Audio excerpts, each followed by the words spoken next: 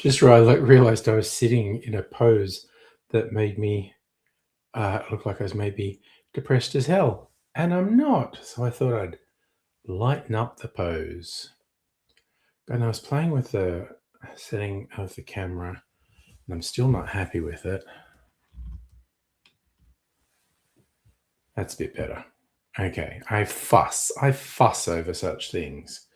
Well, I'm going to do my usual, and while waiting for folk to join, to see if anyone's joining, I'm going to make a cocktail.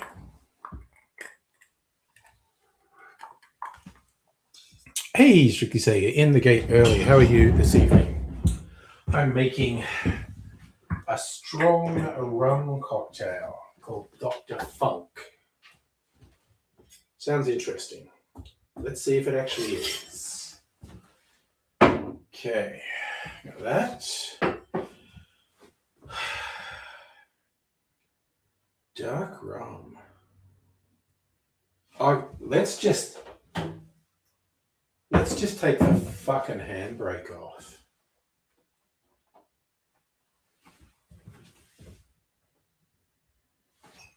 OFT, do a mix of OFTD and Smith & Cross. Some real rum funk in there. Now, I'm also meant to put absinthe in there. I think I'll do my non-silly coloured absinthe, Australian absinthe. And I should also get my phone over here to get the recipe. Hello, Sophie. How are you? Charlie? Chatting to his offspring. Nice. Well, lovely to have you here, Soph. Thank you for joining.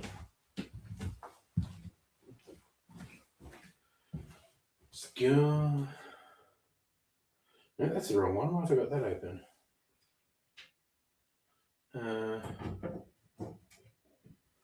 Okay.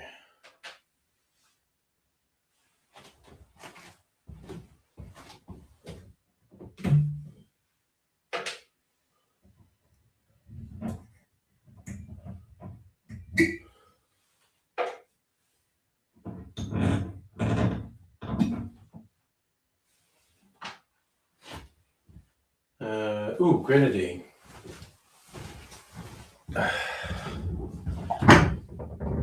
This is not grenadine, but it's red and sugary.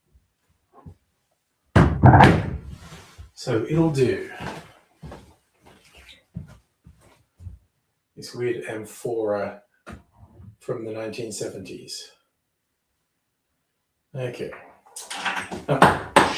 Spit. Hate dropping things. I'm very clumsy. Sugar syrup.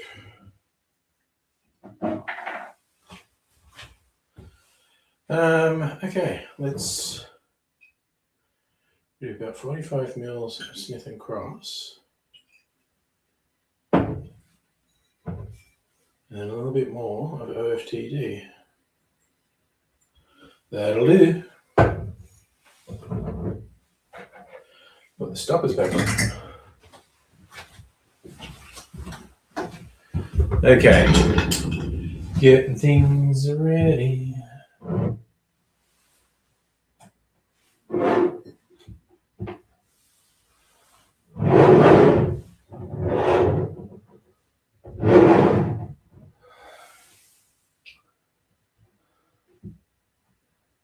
Okay.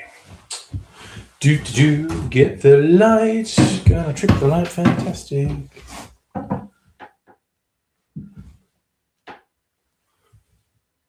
There are... Oh, yes. I saw that. Lots of bushfires around WA. Pretty nasty stuff. And hello, Madam Butterfly. Just making a quick cocktail.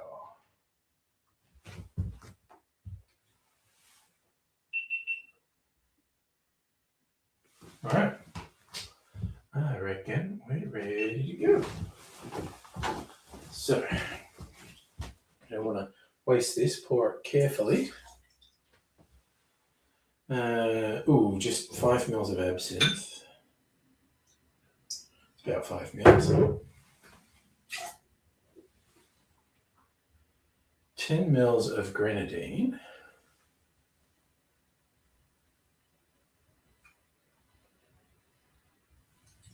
About that much. It's very floral, that thing.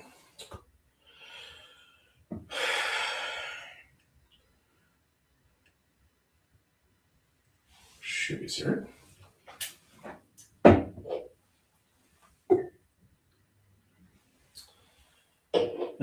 15 mils of lemon juice.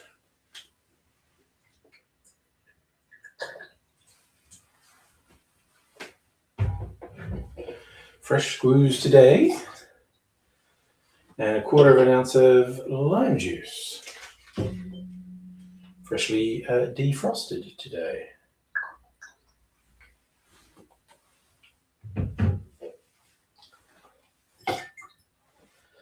And that's all the ingredients. God, for a second I thought I hadn't recorded that. Would have been mildly annoying. All right, let's get the ice baby.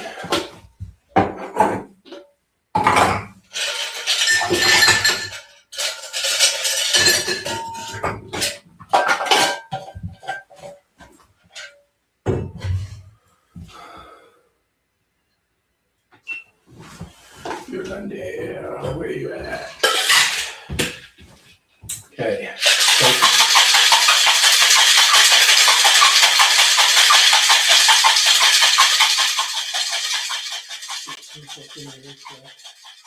Bang, bang, bang.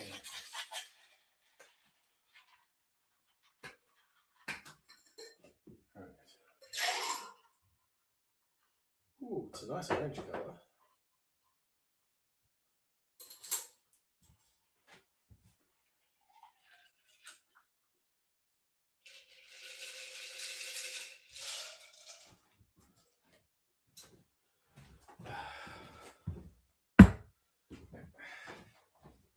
There's a lime wheel in.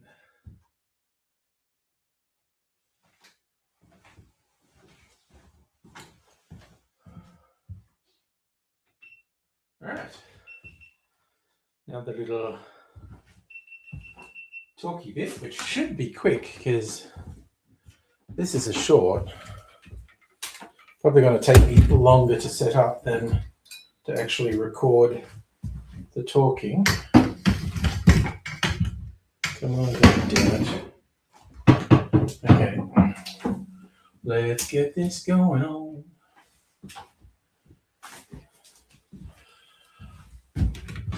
So Marvin Gaye doesn't spend all his time wondering what's going on.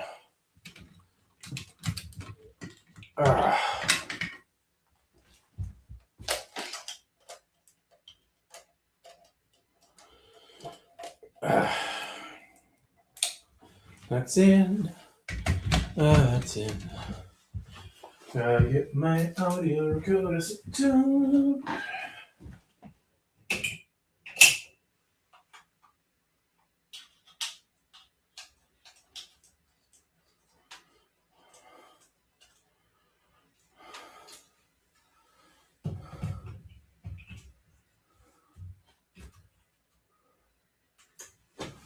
Okay, let's check that the Widger camera is pointing in the right direction.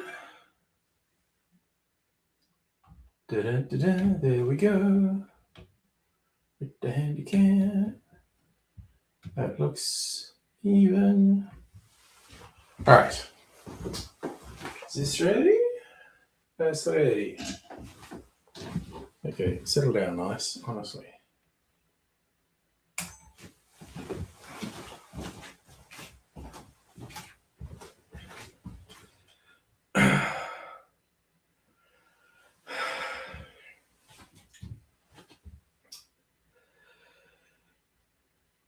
G'day, Doc.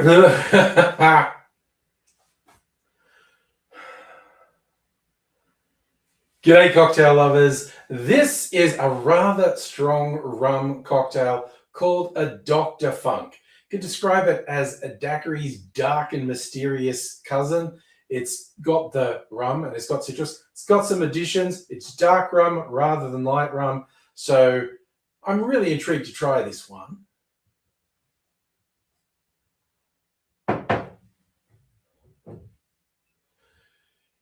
It calls for a very generous pour of dark rum. 2 1/3 ounces, around 70 mils. You don't often get that much in a drink. And I decided to just go hell for leather. They call it Dr. Funk. Let's get some real funk in there. I did a blend of Smith & Cross Jamaican rum and OFTD, which is 69% ABV. Nice.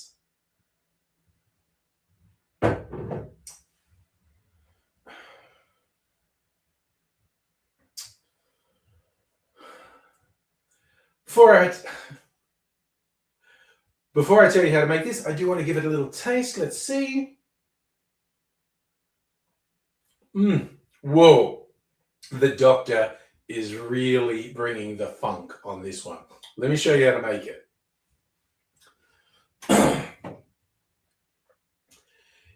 In a shaker, put 2 1/3 ounces or 70 mils of dark rum, then around a bar spoon or 5 mils of absinthe. That's hard to say. In a shaker, put 2 1/3 ounces or 70 mils of dark rum, then around a bar spoon or 5 mils of absinthe, and 1/3 of an ounce or 10 mils of grenadine, then 1/4 of an ounce or 7.5 mils of sugar syrup, then 1/2 ounce or 15 mils of lemon juice, and 1/4 of an ounce or 7.5 mils of lime juice.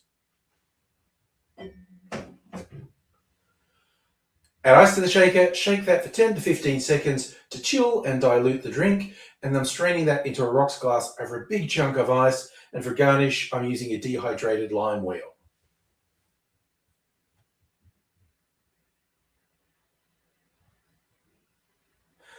This is a pretty serious beverage, so I'm going to sit down and sip this gently. We don't want to do too much, kids. Drink responsibly, but enjoy what you drink. I'm going to enjoy this. Enjoy your company, metaphysical though it is. I hope you're back soon for more company. Until I see you again, I'll say cheers.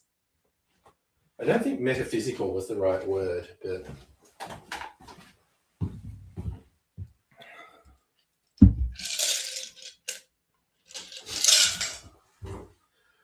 but if someone takes the time to pull me up and say that wasn't the right word, like, well, you know what?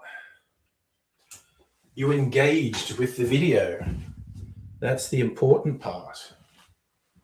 Okay, get my phone. Just got to get organized so I can sit down and chat.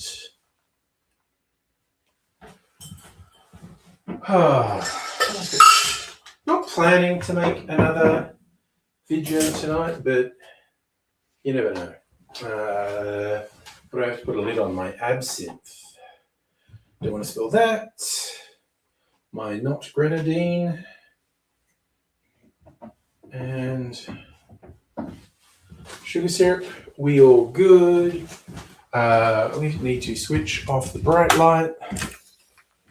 So we just have the mood light in for sensual, intimate chat. Here we go. Oh yeah, my new fancy chair. I love that. Okay, so what would Dr. Funk's specialty? I think Dr. Funk's a sex therapist. Give up the funk. Gotta have the funk. Ooh, childhood movie. Or, okay, it's probably for me more kids' movies that I watched with my kids rather than from my childhood. Because, I don't know, the kids' movies were all shit when I was a kid. They're much better decades later. Although I do remember enjoying Ray Harryhausen movies like Sinbad and Journey to the Center of the Earth, the stuff with the stop motion animation.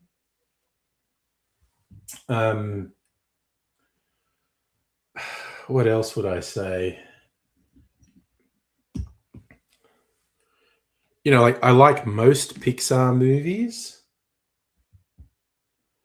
I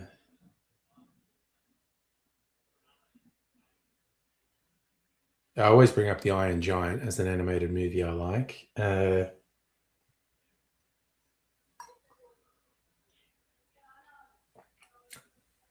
Is it weird? I don't really associate childhood movies with my childhood. Greg, Dr. Funk into nail fungus. Dr. Funk would be a fun guy. Points to Greg for that one, honestly. I do love wordplay because we all know Dr. Funk would be a fun guy. Would this benefit from a couple of drops of Ceylon? There's also no bitters in it.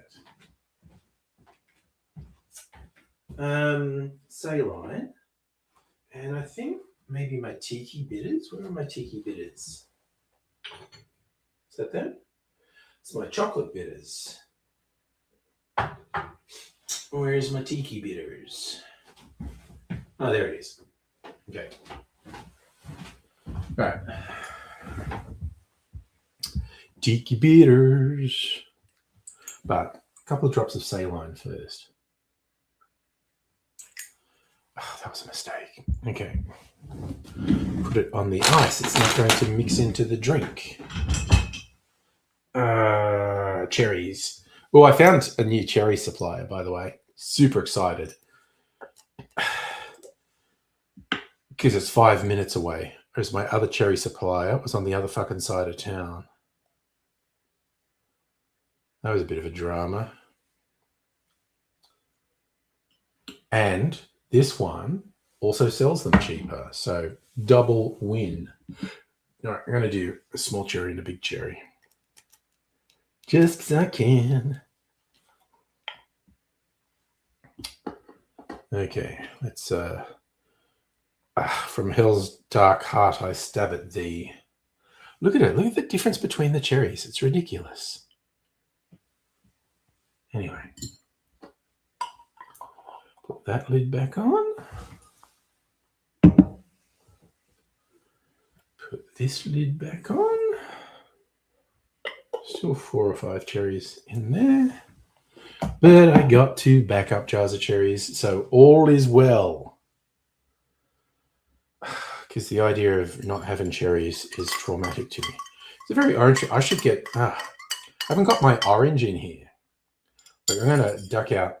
It'll take me less than a minute to go and get my orange. I've got to bring it in.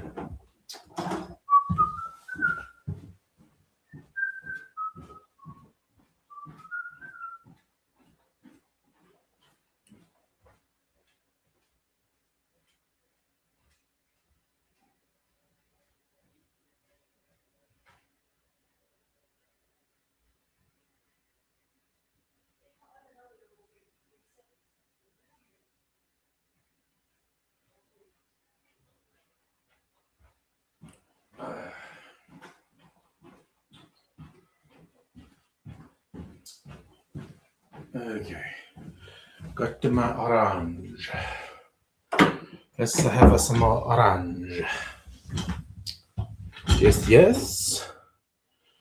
Dr. Funk would want me to have some orange in this very orange looking drink.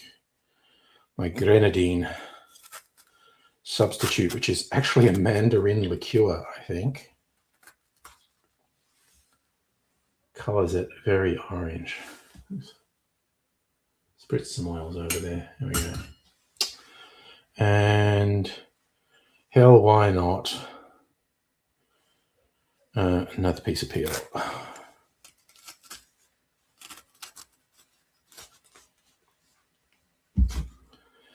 They call me Dr. Orange.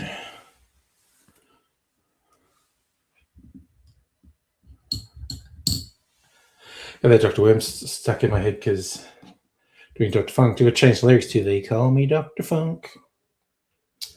I am a real doctor and I show off my junk. I don't even know if the saline got in there. Silly man.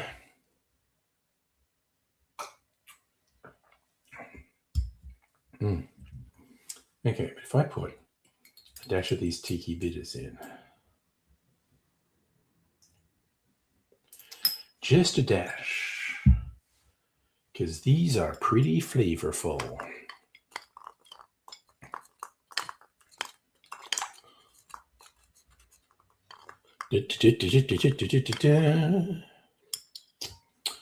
Okay.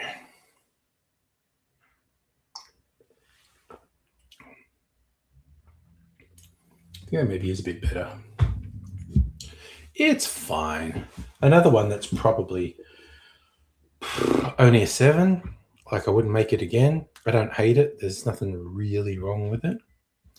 Okay, I don't think I'm going to salvage. I'm going to put this back in, the lime wheel. I don't want to reuse that. I am very much into reusing things, but I don't think I want to use a dehydrated lime oil that I've already put in a drink. I was actually toying with the idea. I took it out. I'm going to dry it out and use it again. And I just thought, yeah, maybe not. Maybe not.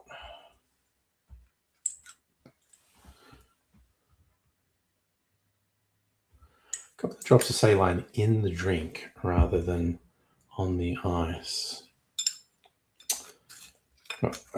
Stir, stir, stir. For everything there is a season. Turn, turn, turn.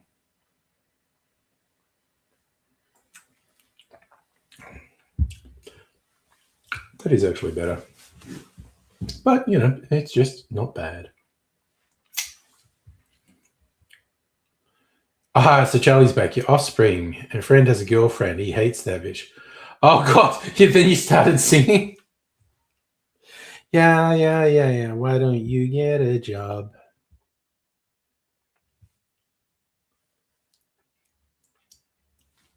Oh, dear. I love any excuse to break into song.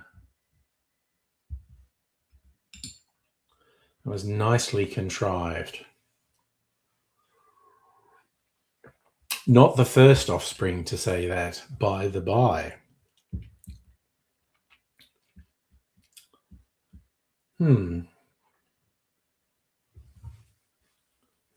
That's the 6-7 movement, isn't it? Oh my God, that actually fucking works. For a cocktail.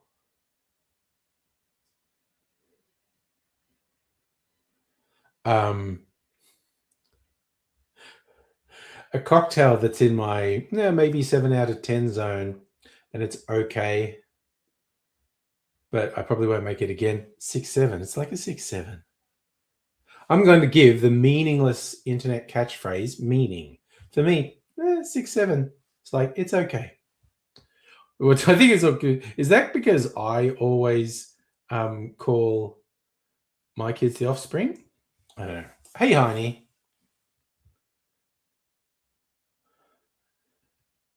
Sorry, Charlie, you thinking I should now have a 6-7? I'll just do it as a scoring thing. Yeah, it's 6-7, 6-7.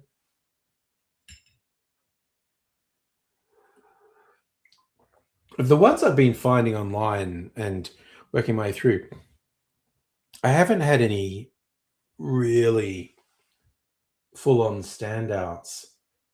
The standout I've had is the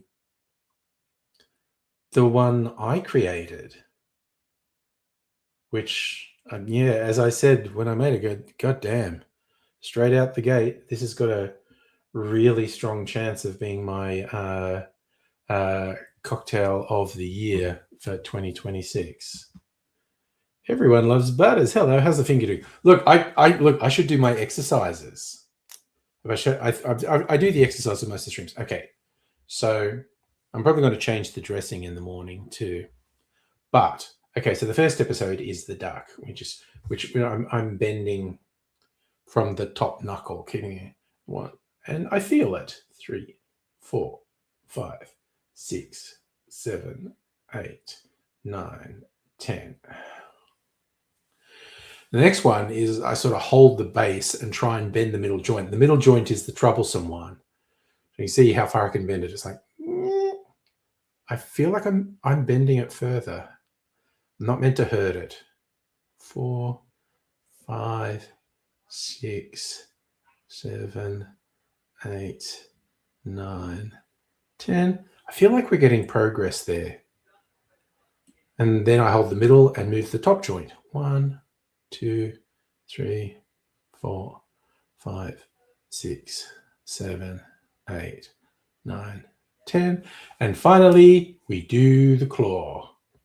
Oh, that's right. I forgot who Everyone Loves Butters were. It's Soph. 1, 2, 3, 4, 5, 6, 7, 8, 9, 10.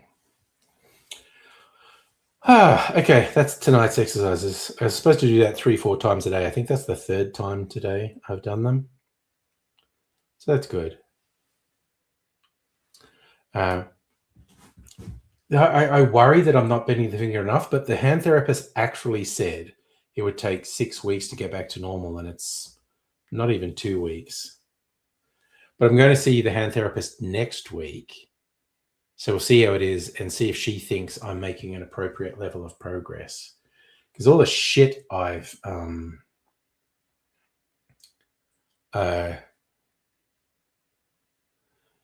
through, I don't want to hold the base is how I get into the trouble. Hold the base, stroke the shaft.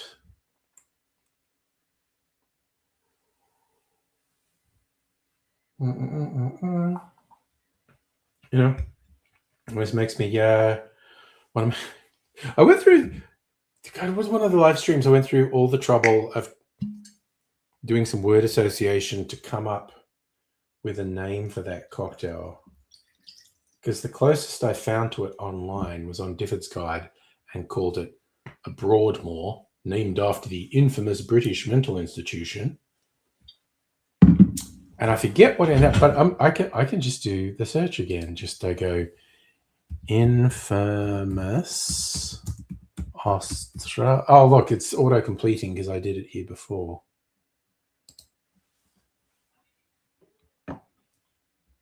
Arradale. The Arradale Lunatic Asylum.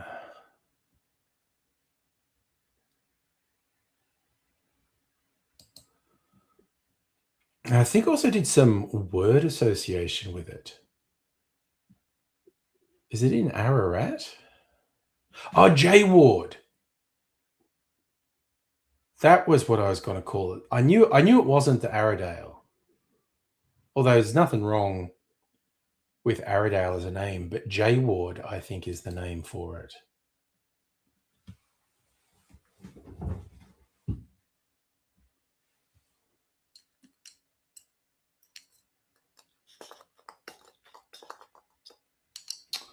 All right.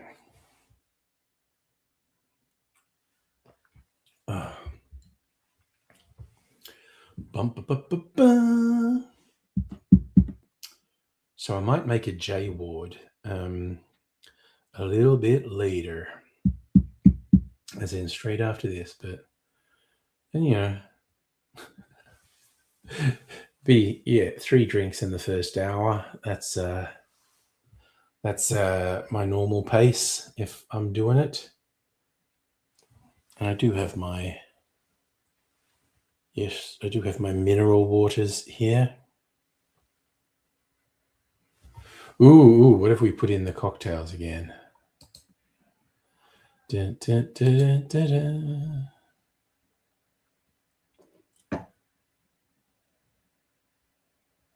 Oh, okay. Let's do this. So this is, you found a cocktail and someone didn't invent this for the Gen Alpha viral trend, is what I think you're saying here. Let's have a look. Okay. So, le Discord. What fucking language is that in?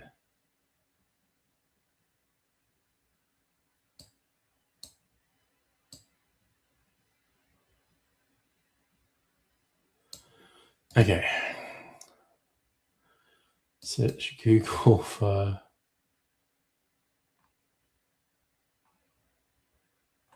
no, we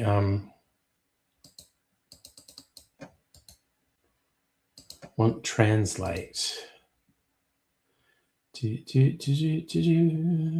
business Gmail. Translate. Let's just go to English and detect language.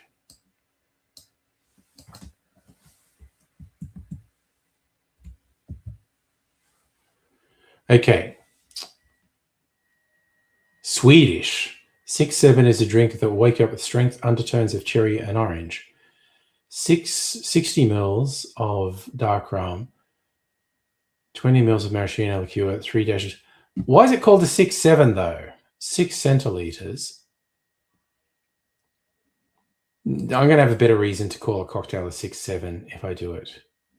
Oh, okay. I got my own translation.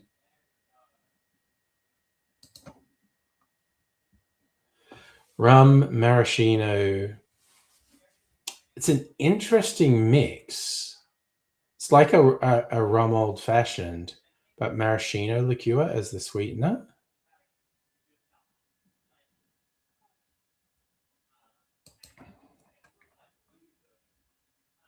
Bork, bork, bork.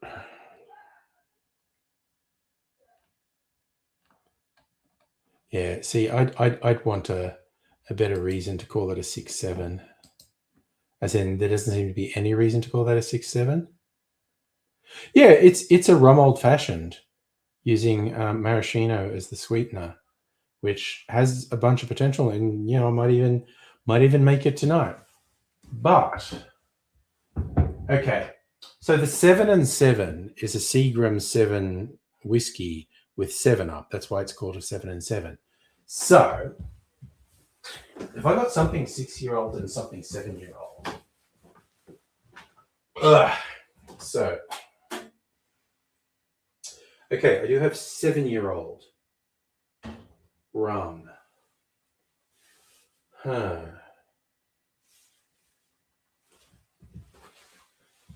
I have an age statement on any of these things?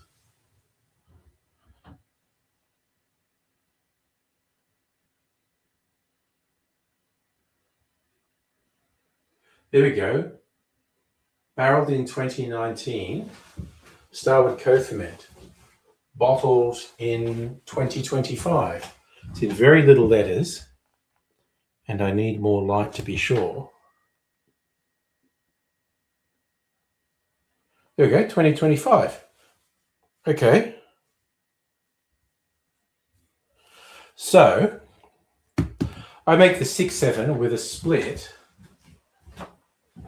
of 6-year-old Co-Ferment and 7-year-old rum.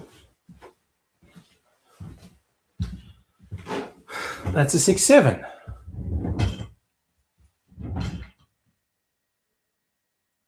Not while we're knee deep in Epstein shit. Do I have anything 18 years old? Probably not. Oh, we're getting into such dodgy territory. Oh wait, what's I'm just going to say something horribly questionable. 15-year-old. Jesus. Yeah. This is not a line of thinking that I should pursue, because I'm just going to say something in such bad taste. No, none of these things are aged.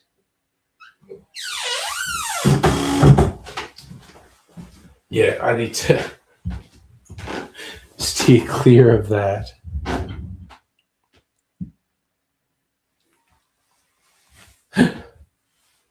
So barrel age it. So now it's like it's been aged 18 years. But what if I add 6 and 7? We're only up to 13 at that stage.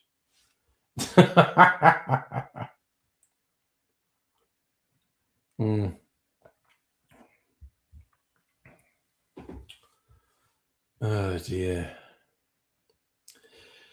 Oh God, it's so perilously easy to get into incredibly dodgy territory. My God.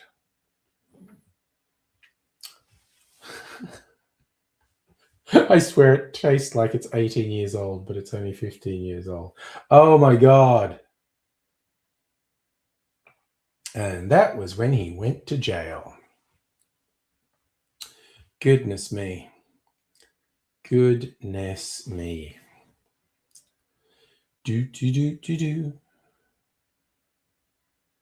Wait, how long is this Bakery Hill aged for? Because they really like aging things. When was this? Okay. Distilled in 2017. Bottled in 2025. So that's 7 years. So that actually throws it all off. Unless I've got something else that's 6-year-old, which I might. 12. Wait, no. I see if I had a 12 and a 6, it's 18. Well, I thought one of the scotches might be aged.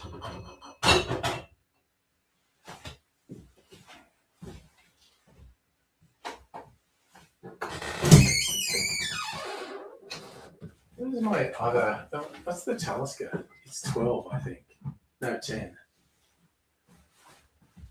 Okay. This is such a dodgy line.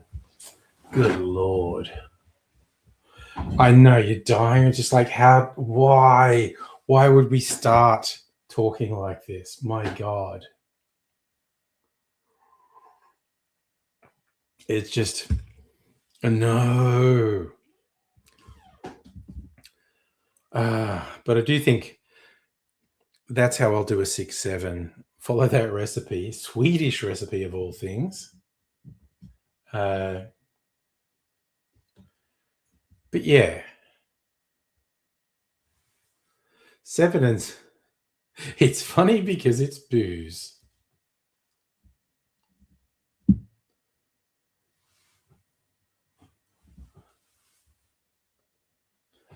I'm sure I saw a joke about it, about Leonardo DiCaprio wanting to get into some exotic whiskeys, and a whiskey lover say, "Oh, Leo, this is what you want to go.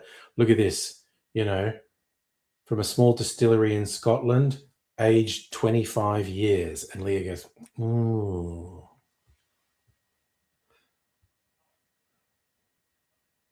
I know, Greg, in the first half hour, we've gone after hours, which is extremely questionable behavior, quite honestly. We clearly can't be trusted with grown-up things.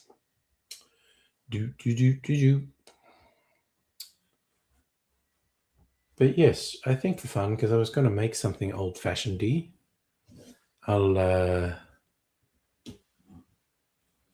do a trial of a 6-7 cocktail, my version. Ooh, a big surprise well, that's only 2 days away. Well, as the farmer said when he saw 3 holes in the ground.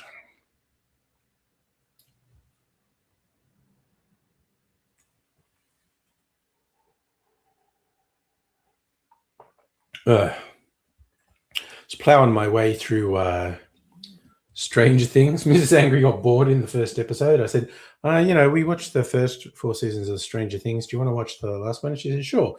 And this was on the weekend, and I sat down to watch it.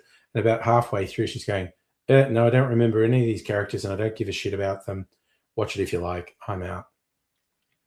So I'm like watching it in my lunch hours. And I think they released 4 episodes, and then there was a week break, and they did another 4. I just finished the first 4 episodes. So it's like, the first big turning point. And then I got to do another 4 episodes, and now I think the final episode's on New Year's Day. What do you got in cocktails?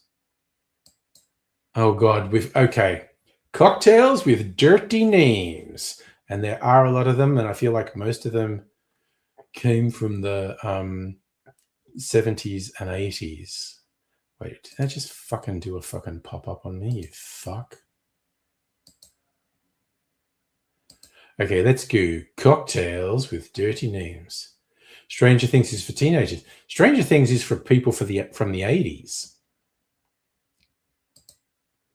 I just want to know how it turns out, basically. Okay.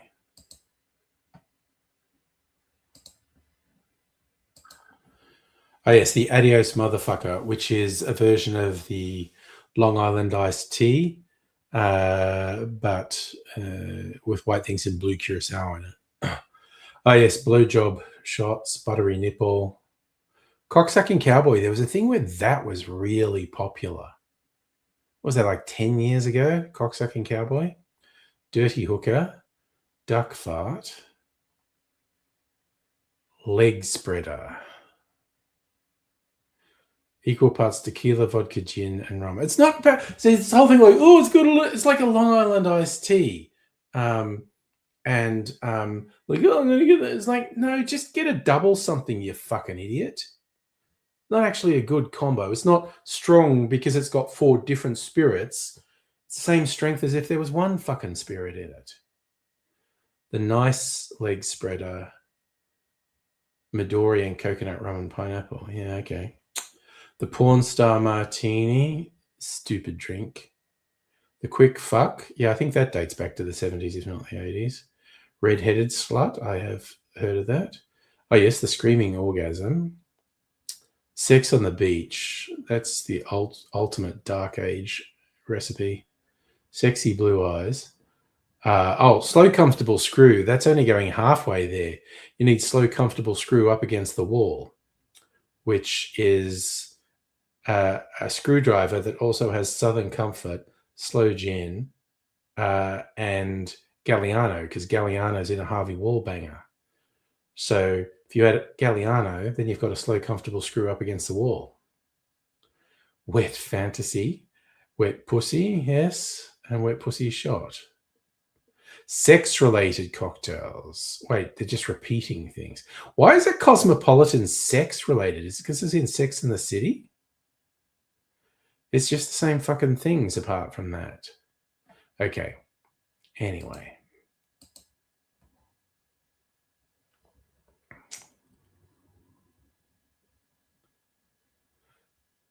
Oh, the part of the cocktail movie where Tom Cruise is doing the poem. And the last part. Yes. Oh my God. When I finally watched that, which was only a few years ago, during COVID, I think, I was just like, wow. Everybody involved in making this movie hates women.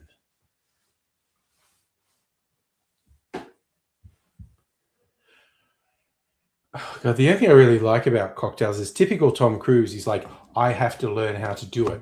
So he spent however many months learning all. Oh God, what do they call the throwing things around? There's a name for it besides showing off. Flair. They call it flair.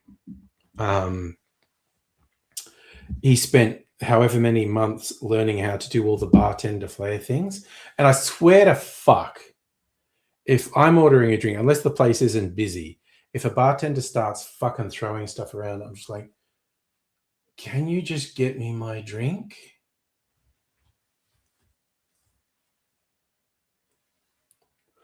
And what I love is those drinks that he names in the poem are 80s drinks that are all complete fucking shit. Like they're terrible.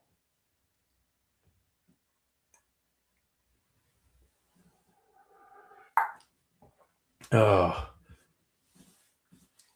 the fucking dark ages of cocktail world, the 70s and the 80s.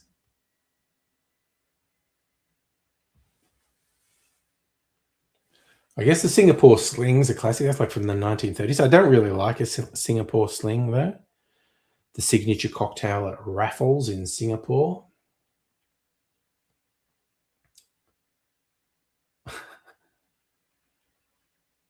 The transcription. If in America you've been devoted to every flavor I've got.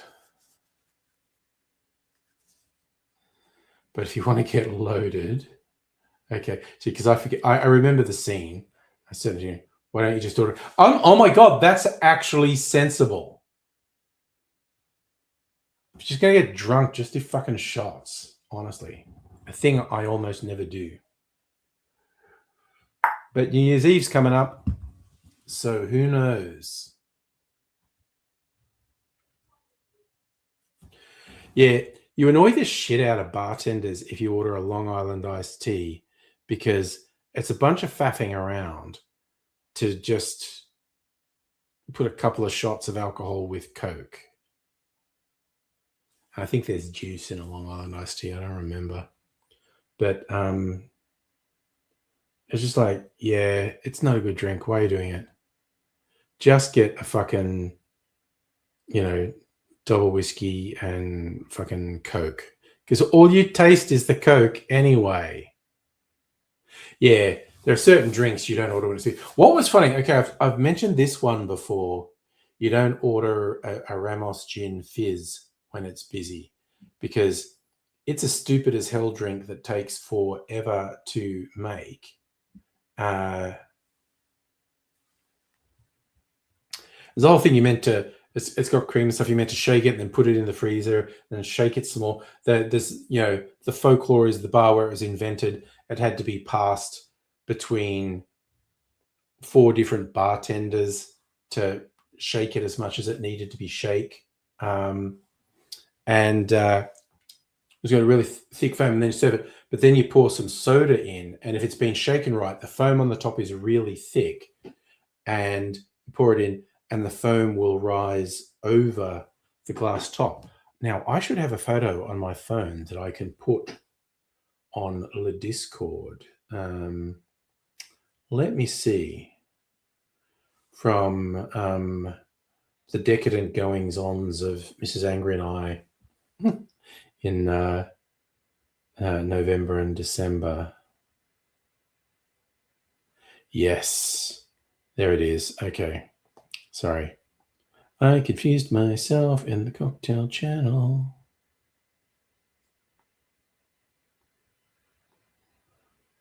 Where is it?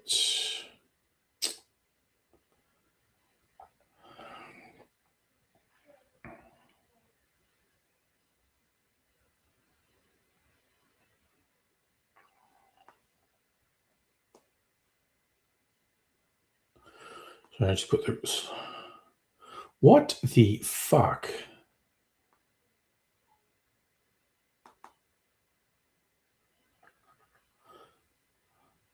Okay, now I'll share the picture on the stream. So at the Killick Distillery, they called this like a jam donut or something because you had a sort of jam flavored thing you added to it.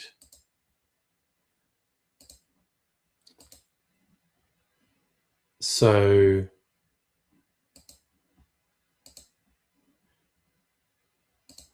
see how high above the glass the foam held? When they served it to me, the foam was under the glass because they weren't game to do it. But I had stuff that I was supposed to add, and I was like, well, let's see if it works. And it worked brilliantly. Like I poured the red stuff in, and it rose quite a long way over the rim of the glass. So they made it properly. I've been in places that actually had a Ramos Gin Fizz on the menu. So I ordered it, and it wasn't a proper Ramos Gin Fizz. Strictly saying, there is cream in a Ramos Gin Fizz, and the whole thing about aerating it and shaking the fuck out of it is how you get it to rise above the. I should post the one of how I got it when it was actually below the rim of the glass, because the person who served it wasn't game.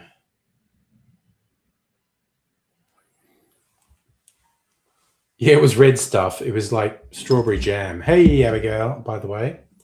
So if I show again the Discord,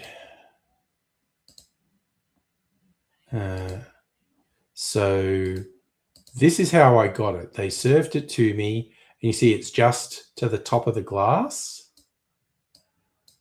And I don't even have the sidecar there. I had anything on the side that was like this jam flavored beverage. But they weren't game to go anywhere with it. And I poured it in, and it went that far above the rim of the glass. But yeah, the person serving it to me wasn't game to try it. Oh. This is folklore. It's like Gen X folklore that too much red cordial made you really hyper. There was something in red cordial that would make you really hyper. And it's just sugar. Sugar makes you hyper. And in fact, I think there's some studies recently that suggest that probably isn't true, even that's not.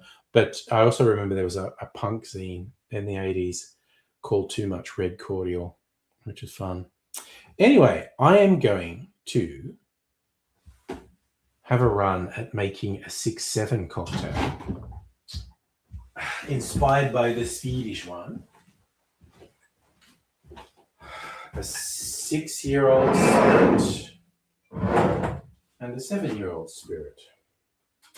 So we have a 7-year-old Flor de Caña rum, Flor de Caña or cane flower. All right.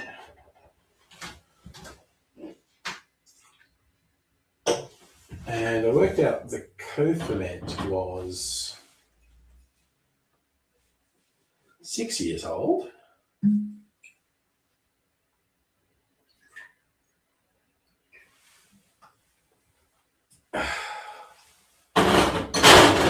So an ounce of co-ferment. Maraschino. Diving into the forbidden cupboard of mystery to get some maraschino liqueur. There we go. 20 ml of maraschino. There we fucking go. And 3 dashes of orange bitters. Lucky I got a replacement orange bitters because I don't even know if there's 3 dashes in there. So let's see. 1, 2, 3. Ooh, there's only a tiny bit left.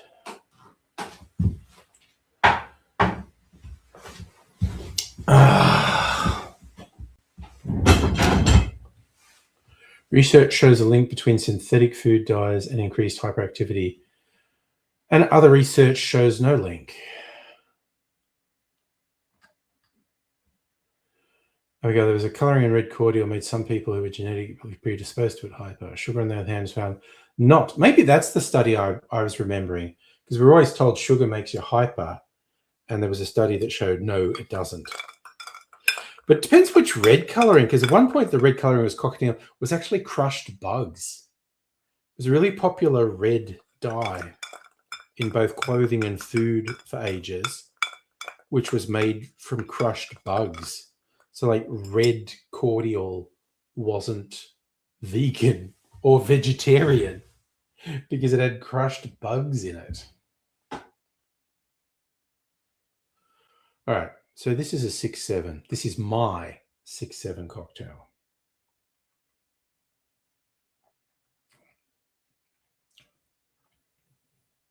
Man, nothing wrong with that.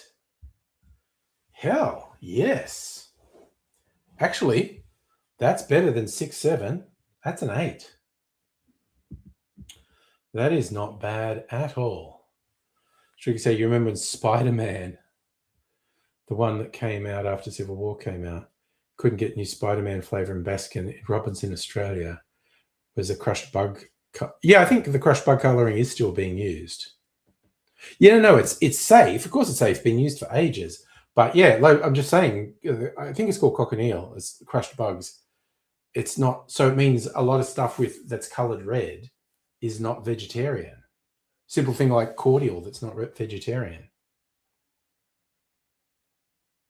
Okay, so there was a particular red food coloring that was legal in America that was banned in Australia. There you go.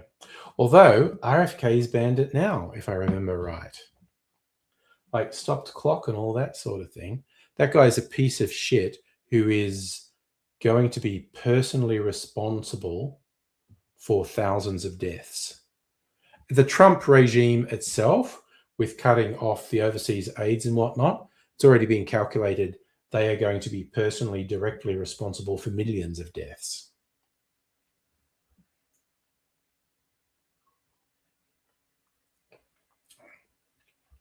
Because they cancelled programs that had fuck all effect on the US economy.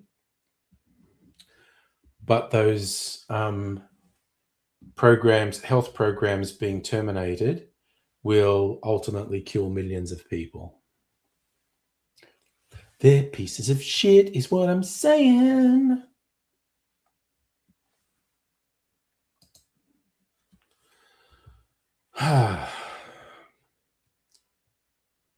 So, yes, I'm sure everyone is deeply shocked and surprised to hear that I consider the Trump regime to be a bunch of worthless shitheads. Controversial take that almost no one in the world agrees with, but I'm a man of my principles. And even if only 75% of the world's population agrees with me, I'm not scared. I will still say it. Even though it's also said by 75% of the world's population, more than half of the US population, some people might be scared to say it as well, but I'm not. Oh yeah, well they call it stealing money from Americans. No, it was, but also it was being done not just for humanitarian reasons. It was political influence around the world, and all Trump is doing is destroying America's influence around the world and destroying their standing around the world. So, yeah, I don't know. They're all fuckwits and criminals. Criminal fuckwits.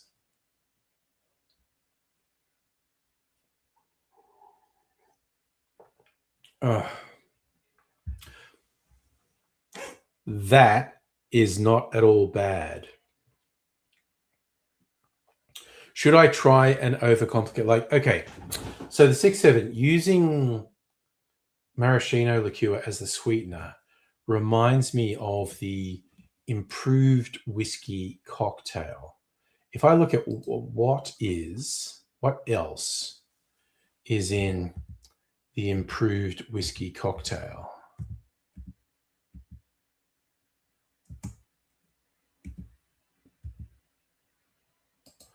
Okay. This dates back to the 1800s. That's what I thought. Absinthe, dash of absinthe, couple dashes of absinthe. Would the 6-7 be even better with a couple of dashes of absinthe? I think it would. So,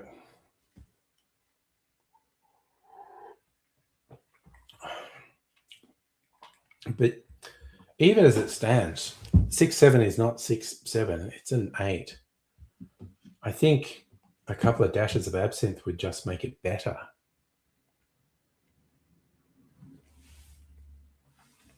But I may not drink that tonight.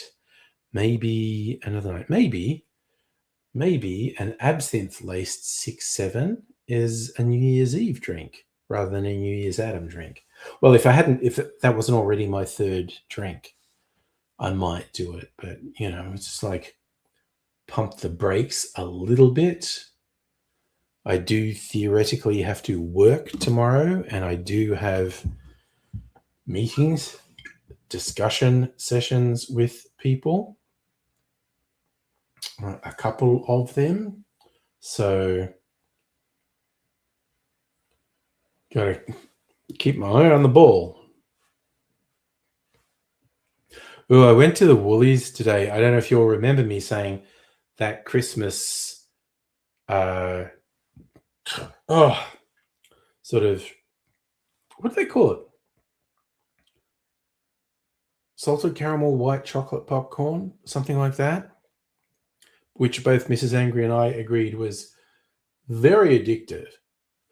But we're pretty responsible. Like, the one bag of it lasted 2 weeks, even though we both thought it was really addictive, because we just did just have a couple and put it back. And I did say, if post-Christmas, that's half price, I'm getting 2. Like, if they knock it down to a third price, I'm getting 3. I went in there today to get a couple of things, and I went, ooh, I got to see where the Christmas sale stuff is. Sure enough, they had it half price. So I got 2 of them today. And I have tasted them, and it's still yum. I wasn't going to, but Mrs. Angry did. So, okay, the packet's open now. It's on for young and old. So, yeah, it's yum. And I got 2 packets of it. 'Cause I'm an adult and no one can fucking stop me. I can do what I want within certain boundaries. But those boundaries are self-imposed. Well, societally imposed as well, but I go along with the ones I agree with. Also, did I mention I found a new cherry sauce for my favorite cherry? See, look at this. The seal's not broken on the jar. This is my backup jar. There's still like 4 or 5 of the Luxardo cherries in the other jar. And those big ones I got as an emergency backup in case I couldn't find more Luxardo cherries, because the Bitters Lab seems to be not stocking those jars anymore. They were $25 at the Bitters Lab. And I found accidentally, because also it's like the Nick's Wine Merchants, who I order from online sometimes, they were selling them at $20. So it's almost like an excuse. It's like, oh, I get those cheaper. So are there any other good specials at Nick's Wine Merchants?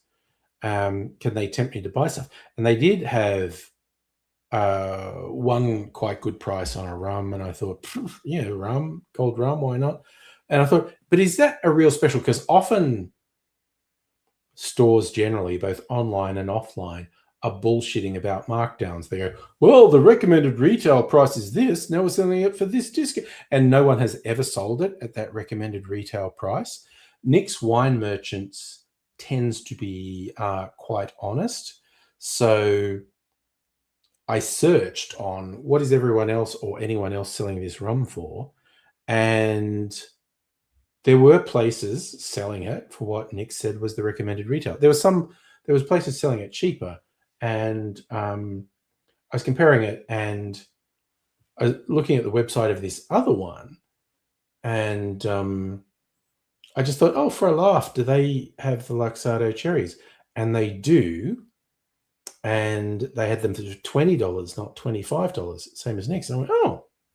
And I noticed on their website an 03 number, and I went, oh, they're a Melbourne business. And then I looked a bit closer, and they were like 5 minutes drive away.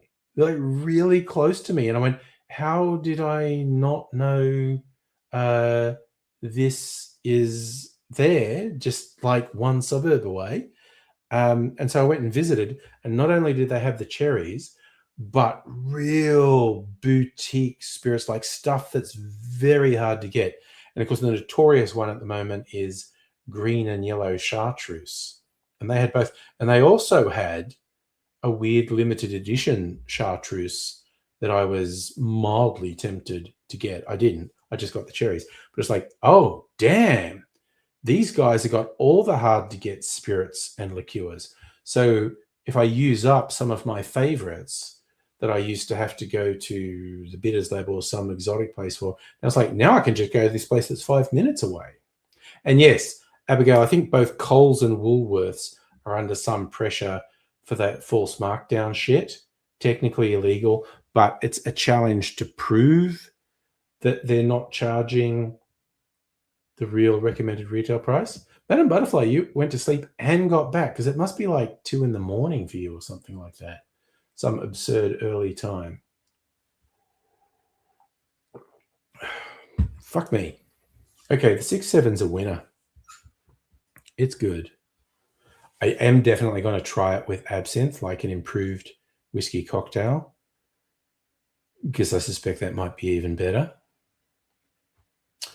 Yeah, strictly saying, this place was a real Christmas miracle for me.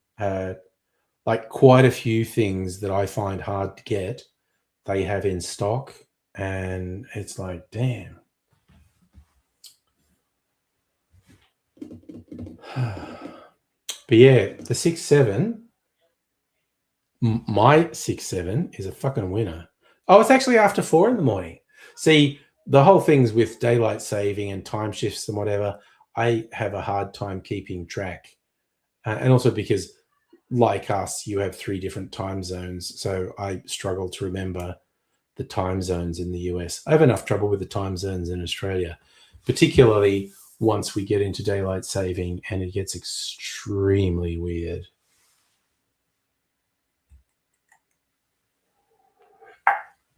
Okay, that's as much as I'm enjoying.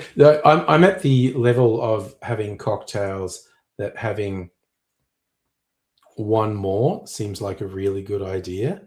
And at that point, my judgment would be super fucked. Okay, yes. So, no. See, Tricky Sega, there was no reason for that Swedish one to be called a 6-7. Like, it had 6 centiliters of rum, which is a 6. But where was the 7? There was no reason for that to be called a 6-7. I don't know why it was called a 6-7. So I went with a 6-year-old spirit and a 7-year-old spirit. So it's a 6-7. But otherwise, it was the same as the Swedish one. It was the spirit and the maraschino liqueur and orange bitters. And it's really good. Okay, I'm going to be a pedant, and it is traditionally the Swedish chef says bork with a K. Bork, bork, bork. Because the Muppet Show is a Gen X thing. So yeah, so mine was a blend. Well, actually, the 6 was the Starwood Co-Ferment, which was a blend of, it's essentially a blend of brandy and whiskey. What they barrel aged was eau de vie, which is the spirit, which is the first stage of making brandy, and the new make spirit, which becomes whiskey. So eau de vie is fruit based. I think it was grape based in their case. And the new make spirit is grain based. And so they did a blend that was 50-50, and they called it Co-Ferment, and it's really fucking yummy. Madam Butterfly 6-7. Oh yeah, because you have the kids at work. You'll get the 6-7 shit from the kids all the time. I'm with the kids. I'm down with the kids. I can do a 6-7.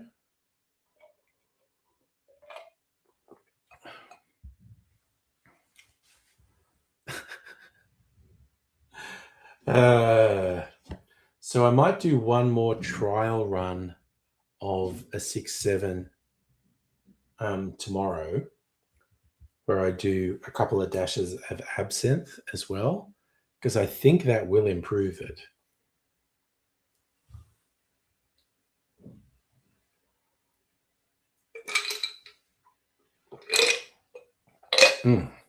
So my 6-7 is effectively a mix of rum, brandy, and whiskey. Abigail, I'm not dignifying it with a response.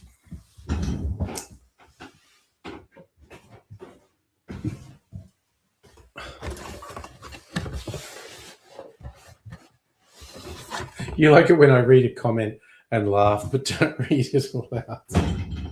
It was like my there's a a meme I saw online, which is I find hilarious. It's really stupid, but I find it hilarious, and I always wanted to do it on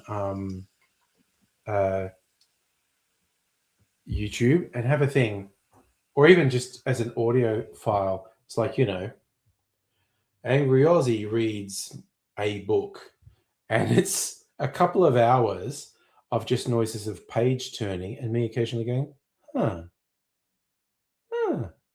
and maybe a little chuckle occasionally, huh, ooh, and that goes on for 2 hours, and then there's a noise of me closing a book and go, oh wait, you meant out loud?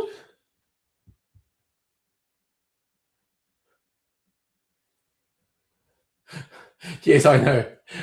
I also agree, Abigail. The funniest thing about people saying I won't dignify that with a response is it's a response. And hello, Justin. Looking at baby photos.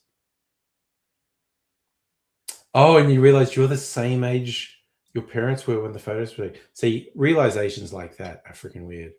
Also, Abigail, I was absolutely thinking of Mr. Burns in the Who Shot Mr. Burns episode when he's been shot and he's staggering around, and Jimbo, slack-jawed yokel, says, "You okay, man?" And Burns staggers off going, "Won't dignify that with response." It's like he's dying, but he grunts out, "Won't dignify that with a response."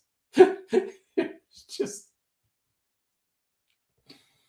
oh dear. That's me channeling my inner Mr. Burns. Okay, that's a Pornhub section. That's tricky. So you're thinking your parents were hot at your age? Justin, you reckon The Simpsons is more a drama than a comedy? I don't watch it every night because Charlie was really encouraging me to watch it. I watched a couple of episodes from the last couple of years, and I probably got one good laugh an episode. And I thought, this is actually still well written. Like, this is not bad and all that. And I got one or two good laughs, but that was it.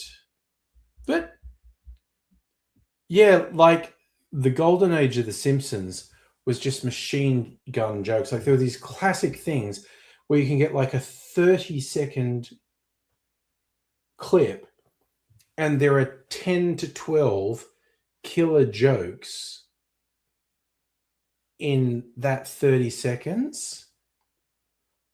Have I watched the Ozempic episode? Maybe. I can't remember. There's one, Marge turned 43. Well, they were, canonically, I think they were only meant to be mid to late 30s. Maggie talks, Lisa has acne and Bart. Oh, okay, so that was a time jump one? Because they've done, Marge and Homer being old and the kids all being adults. Bart being a Supreme Court justice in his 50s. Finally going to watch the Itchy and Scratchy movie.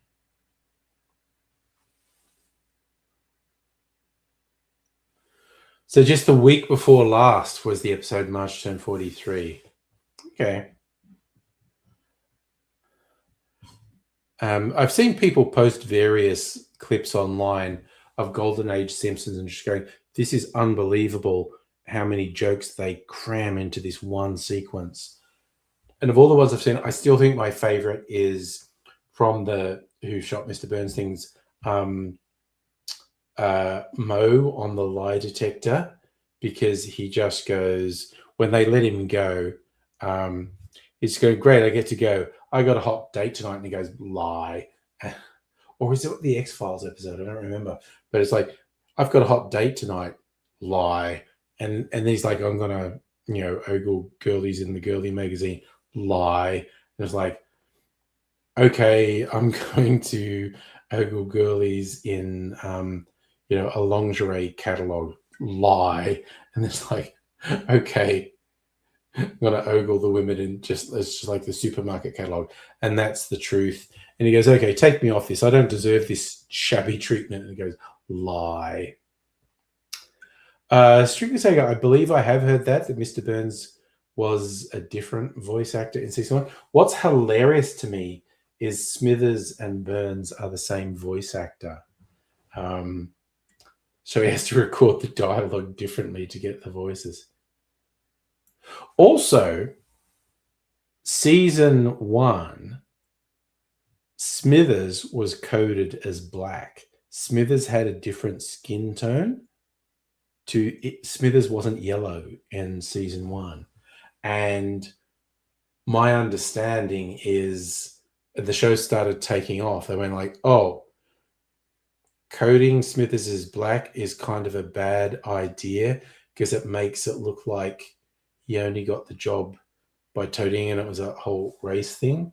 So they after season 1, Smithers has the same skin tone as the other white characters. Oh yeah, no, strictly say Harry Shearer is such a good Mr. Burns. I mean, how many voices does he do, for God's sake?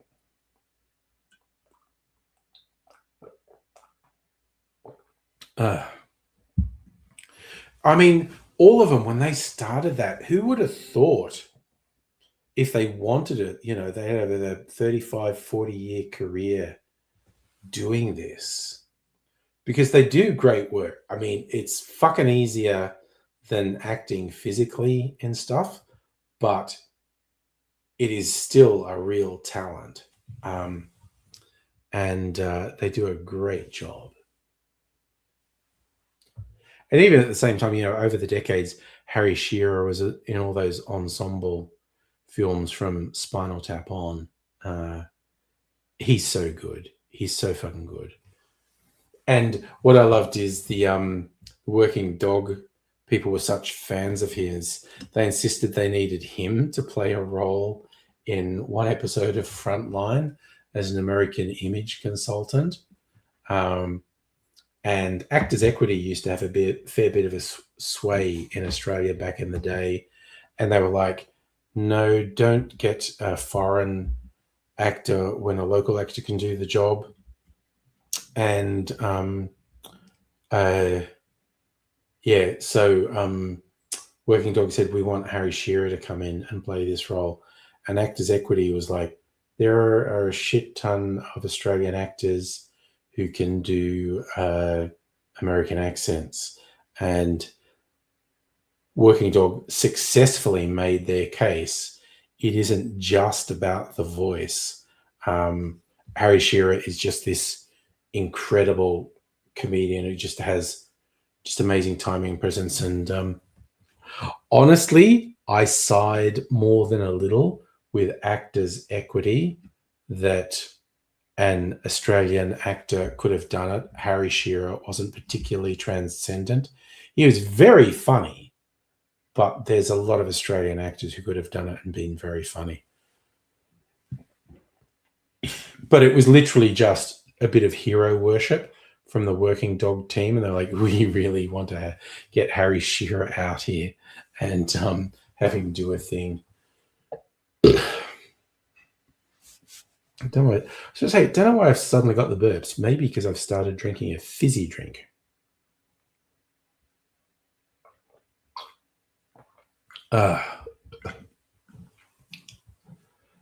Hello, Safa. How are you?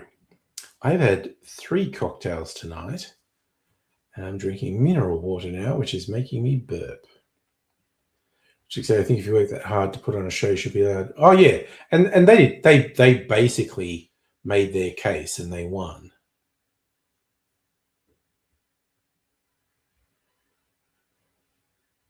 Safa, just throwing out there that your typing has let you down terribly.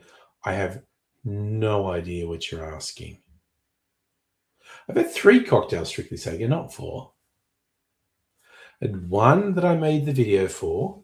I had some of my clarified cocktail that I have in a bottle here, and then I made the 6-7. Ooh, snags and potatoes, nice. I had what was effectively a bacon cheeseburger. No. The 6-7 was the 3rd.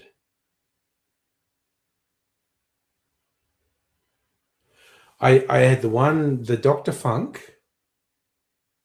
Then I had my clarified cocktail, which is bottled, and then I made the 6-7. You were half an hour late. That's okay. You were talking to your offspring who said, "Oh, my friend's got a girlfriend and he hates that bitch." Which triggered a whole bunch of 90s memories. Ubisoft got hacked. Look, everyone got hacked, Safa. Hacks just happen. Ugh, hacks, they just keep happening. I'm doing a fun thing at work at the moment, preparing an exercise to do with people across the organization of, okay, we are going to role play what would happen if there was a big cybersecurity incident.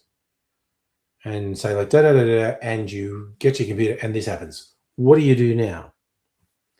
And I give them some options. And they go, and I say, okay, blah, blah, blah, that could do that. Okay, the next thing that happens is this. You see, da, da, da, da, da, da, da. How do you react to that?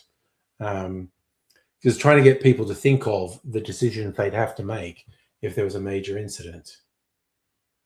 Asher 13, and then, oh my God, give it to me, baby. Seriously, I did love that lyric of like a black pool ball with a 13. I always wanted to get a 31 tattoo.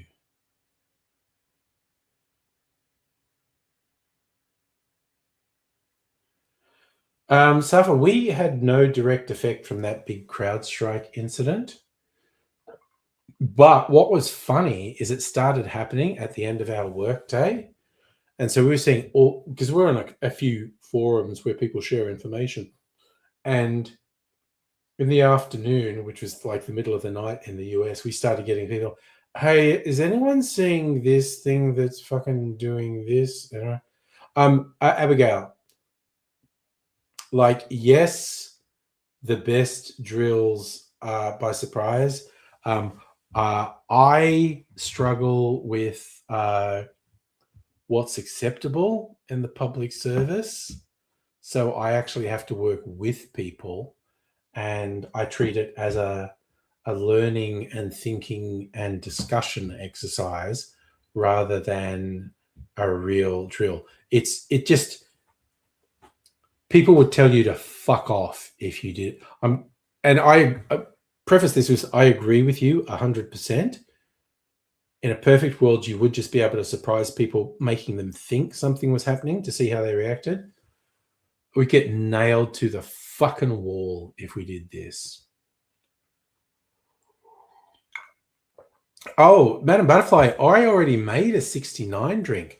The rum drink at the start of the stream that I made, I used a rum that was 69% alcohol, and I threw in a nice. Heine, you've been marking a lot of spam as phishing, yeah. Oh, it's dangerous. See, sometimes, Heine, don't click through. I understand the temptation to see what are these fuckers going to do if I let them, but literally, they could have malicious code on their website, and your browser might have a vulnerability that actually executes malicious code. Never click when you realize, oh, that's a phishing thing. As tempting as it is, and I'm with you that I'm tempted to see what they're doing, you just like delete it, report it as phishing, because yeah, it could be a 0 day. But yeah, there could be a vulnerability in your browser you don't know about. And if you go to a site, just visiting the site might drop a payload on your PC. So it's just like, nope, just go no. It's the same as people don't realize opening a document, documents in various formats can have executables hidden in them. And if you don't have the right protections in place, then just opening a document or an attachment, and it doesn't have to be an exe file, which is the jokes we all say about LimeWire. It can be an actual Word document or a PowerPoint or whatever, or a PDF, and it can have malicious code that injects into your system. So Best to err on the side of caution. Senor Butts McGee, hello and good evening. It is definitely possible what you say could be a picture on a phone. That is more difficult, but there can be, in extreme circumstances, there can be code hidden within an image. You are absolutely right. It's harder to actually infect people that way, but it is possible. How long is this phase? Which phase are we talking about?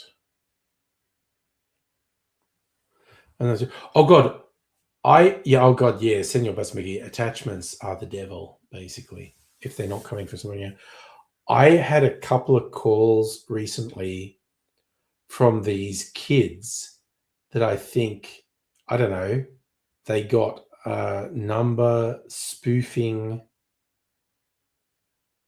software for Christmas because they called me and it showed up with a number that was only one digit different from my phone number. So I think there's some sort of spoofing software that did that. And then there were in this obvious kid voice, it's like, "Hi, we're selling fridges and freezers for $500. Do you want one? All you got to do is give me your credit card."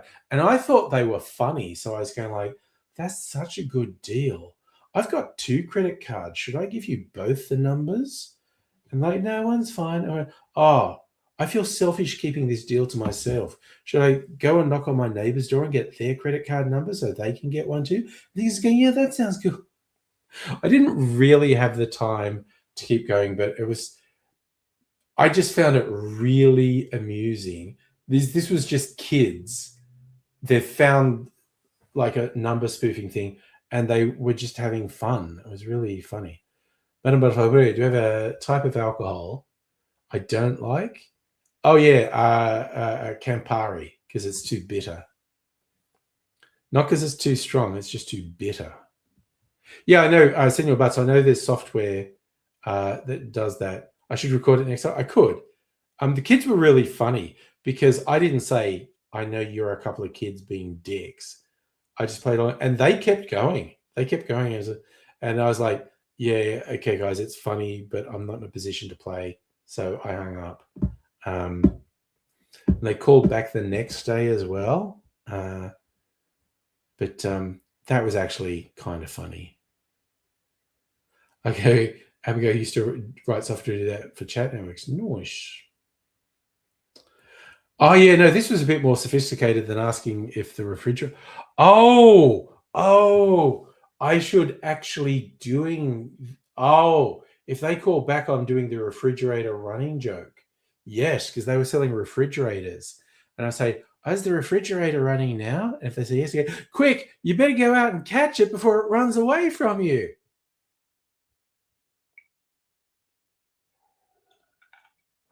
Do not quote the deep lore to me, witch. I was there when it was written.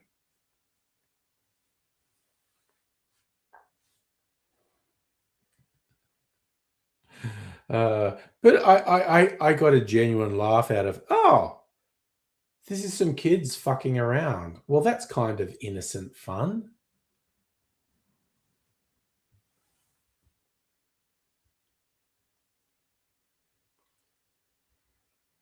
I have seen that as well, Justin. AI software to waste scammers' time. But, okay, I have found scammers don't waste much time these days because I used to fuck with them and keep them going as long as I could.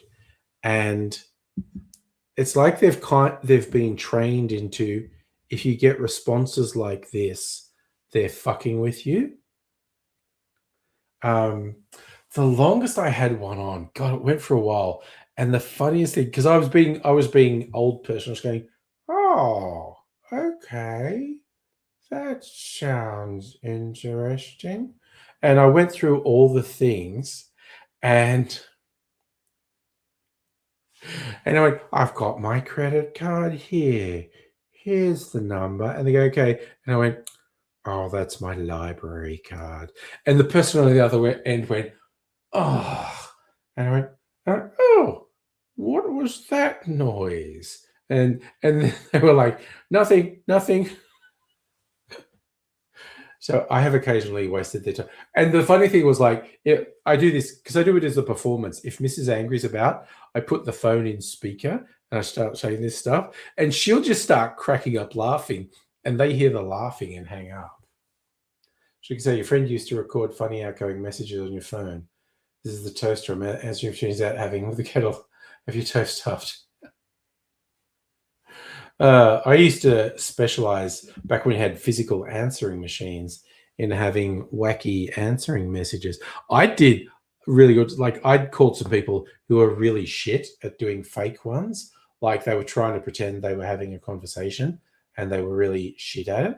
I was actually quite good at it. My favorite one was to have loud music playing and just there's music going. Yeah, sorry, who? Sorry, turn the music down. Sorry, Tom, I'm trying to talk on the phone. Turn the music down. Sorry, who are you after? Sorry, okay, was it Bob? Okay, and I'd have this going on for like a minute or so, and I'm like, just turn the music down. And then the music would go off and go, actually, I was wasting your time. This is an answering machine. Just leave a message, And I would get the funniest recorded messages from that. Senor, but you talk about things like hats. I like that. Oh, God, Madam Butterfly. Yeah, Everclear, you're talking about hurting your throat with alcohol like Everclear. Everclear has a couple of strengths. I think the highest strength one's like 95% alcohol, which is about the highest alcohol content you can get and remain in liquid. Yeah, that was everyone thought they were funny with that. Strictly saying, hello, bad reception. I like the one with loud music because that was really fucked people up. Sorry, Senor Butts McGee. What football game are we talking about?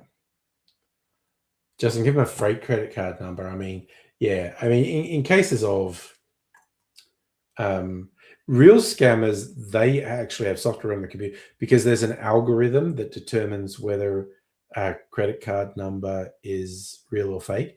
If you give them a fake one, there's a very high chance they know it's fake.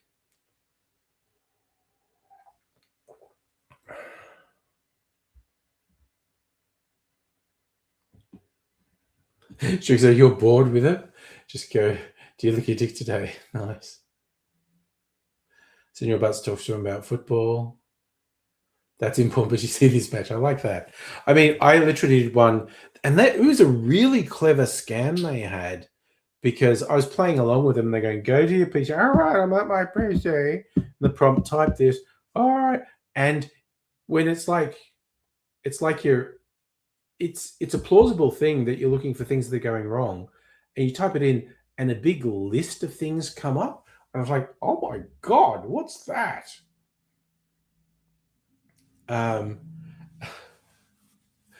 And I actually hung up on them because I thought, what the fuck is this? And then I did a search on it, and it was like, oh yeah, this is a scam people use, and it sounds really plausible. And when you type in this thing in the prompt, it shows all this stuff that just like, oh my God, maybe it's real. And like, no, those are just normal system operations. And I was like, oh, okay, that's fair enough. My favorite one was when someone said like, I'm from Telstra, we've got malware on your SIM. Oh no, let me look. All right, about my computer. My son does this. I don't really know how it works. What is it? And then they were saying like you got this malware, and I went, oh, was this from the pornography? And they're like, what?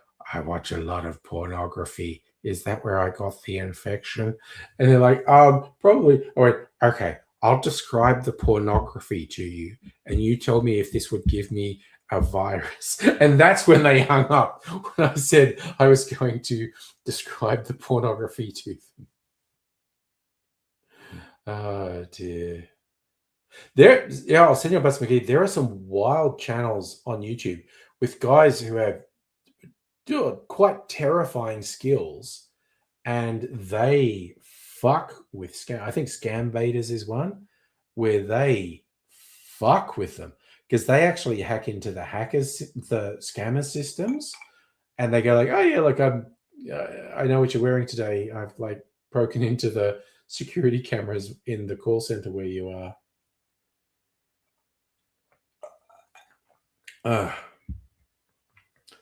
but yeah, um,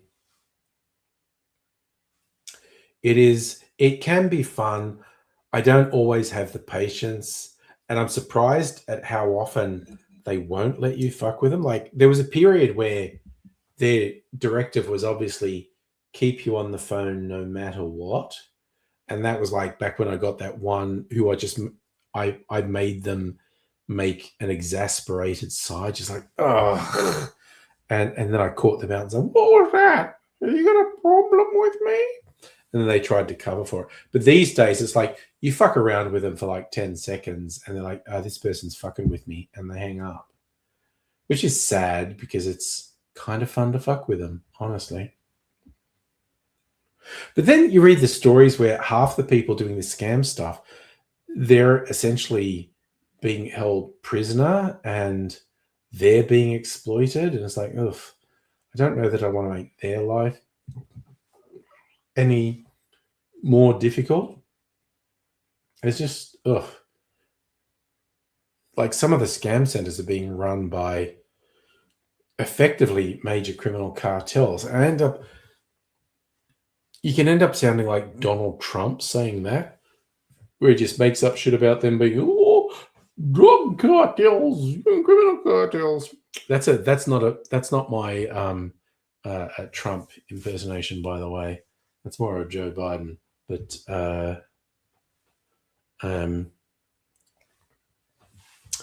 Donald Trump's more like, sorry, I absolutely lost focus there when I was trying to do Trump. It's just like, know what they're doing. They're not the best. They're criminals. They're drug dealers. They're bad hombres. We're gonna scare them. We're gonna blow them up. That's what we're gonna do. We're gonna do missiles. We're gonna strike because they're criminals and they're drug cartels and and then he can't even. Have you noticed he can't finish sentences at the moment?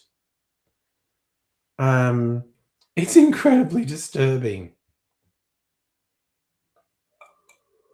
Mm.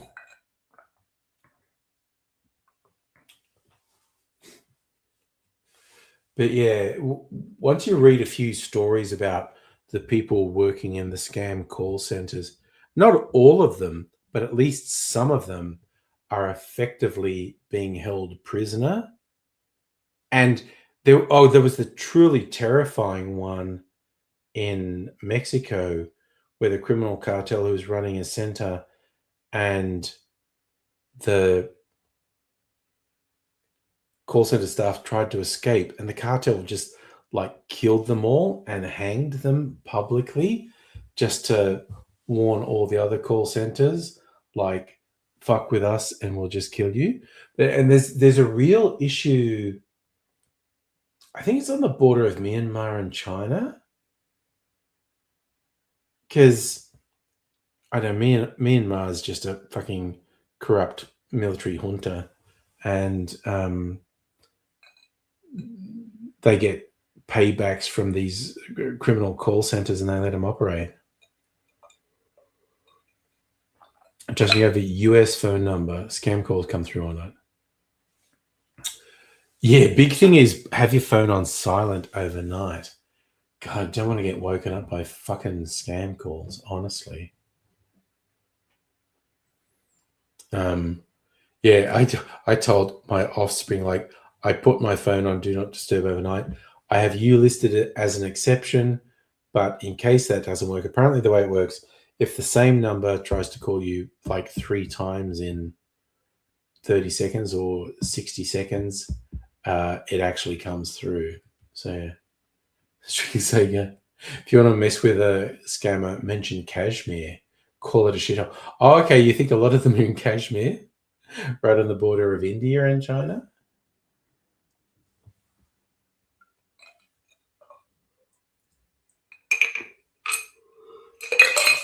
Oh, okay, that was refreshing. Justin, you're saying phones default to silent? I don't know. My phone's like years old. 5 years old? I don't even remember. What is my phone? Is it a 13? What are they up to now with iPhones? Where's about? Okay, yes, this is an iPhone 13.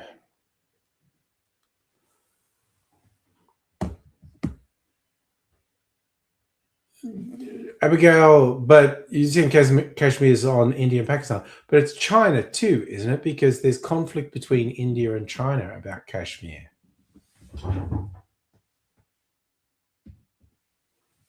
Okay, I'm gonna look up two things.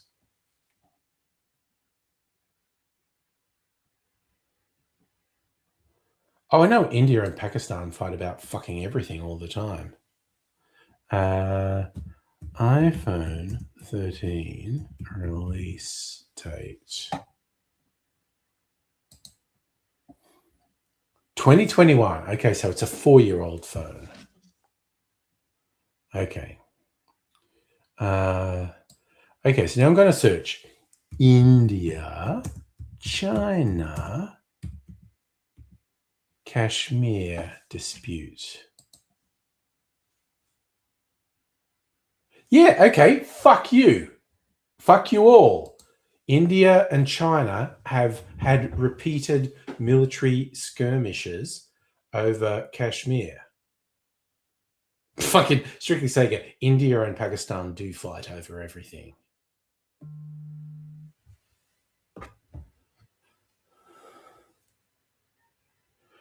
No, the Doctor Who episode was about the partition.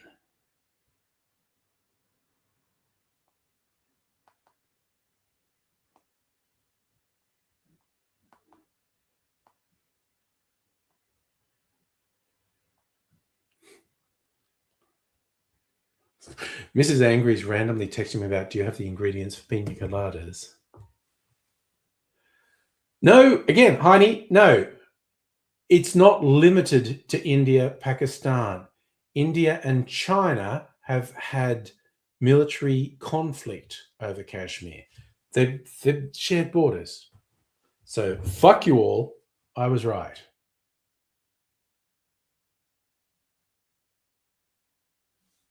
Oh yeah, no, Senor Butts. That's a really common one. Scammers sending messages about accidents. Oh god, I was watching fucking Hassan live stream, and he was getting text messages, and he was just going, "What the fuck? What the fuck?" And he was getting text messages that appeared to come from a friend of his saying they'd been in an accident, and he was really confused and going, "Fuck, what is this? What the?" And then they said, like, "Oh, we need help. Can you send dollars?" As soon as they said send money, he goes, "Oh, no, it's a scam." But then he just kept saying, "Oh, because this friend of mine has had accidents before. They're not a great driver, so it was believable that they were in an accident." And that happened while he was on stream. He was trying to work out what the fuck these messages were, and he eventually worked out they were scams.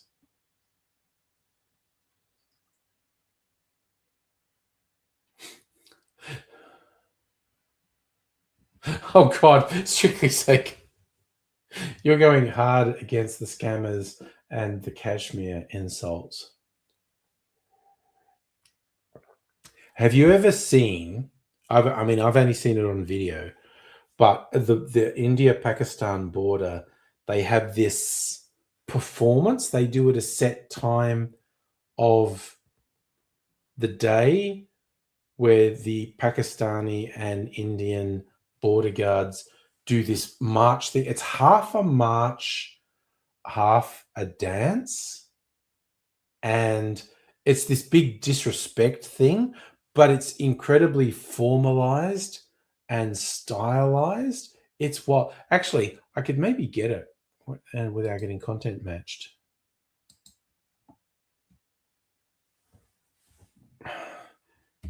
India, Pakistan border. Yes, it auto-completed to border ceremony.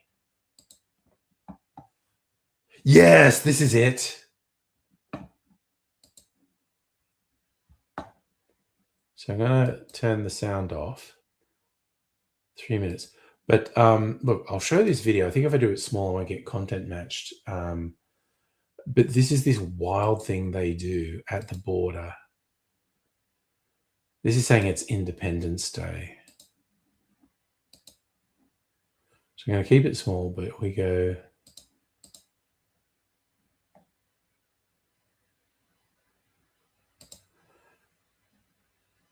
See, because they're all... Each is on their own side of the border.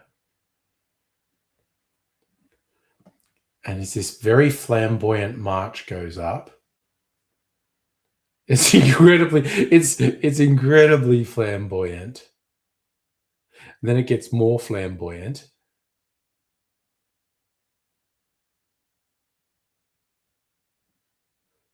It's like supposed to be militaristic. Yeah. Oh, and they do this thing face to face. Yeah. And it's this weird formalized...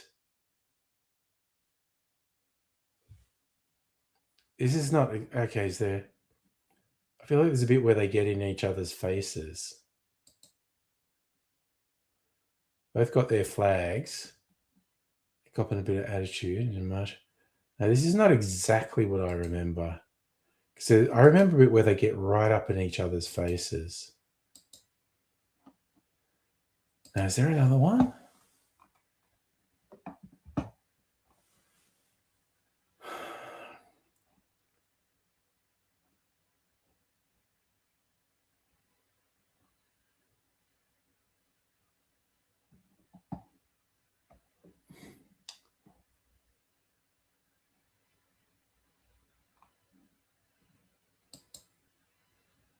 So this one's...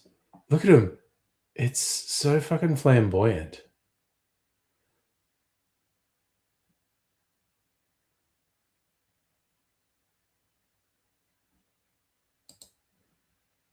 What is going on here?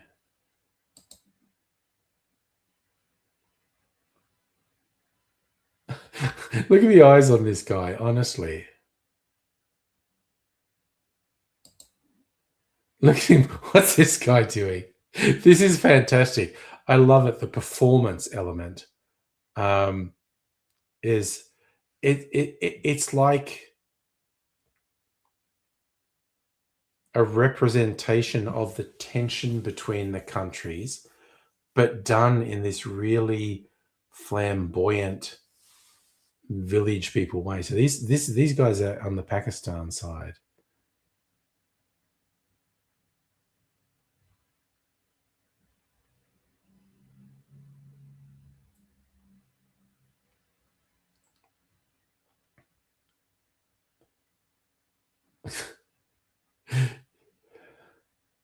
This shit is just wild. These guys got a trumpet.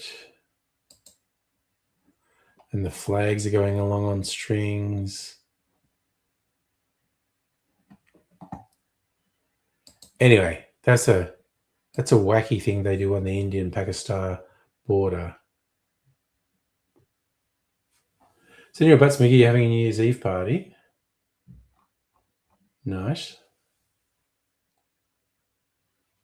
Well, okay. I think it's a complex issue with YouTube. And of course, musical appreciation or lack thereof is entirely subjective and up to the person.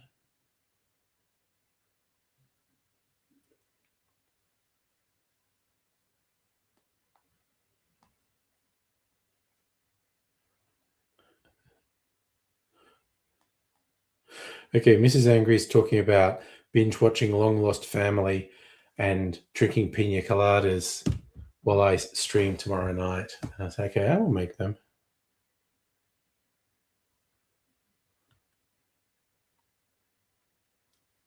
So that's what I was saying. India also shares a border with China, and they have border disputes around Kashmir. And yes, Heine, the Fertile Crescent has a long history of humans.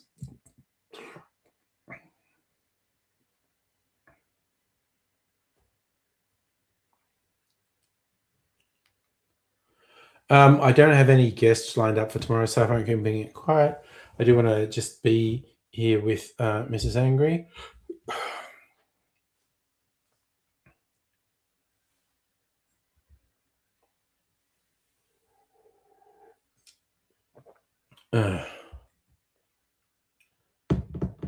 Do I want to make another drink before I go to bed? It's 9:50. Probably not. It's very tempting. It's very tempting to make a. What did I decide this place is called? J Ward. Okay, what's a better sounding name for a cocktail?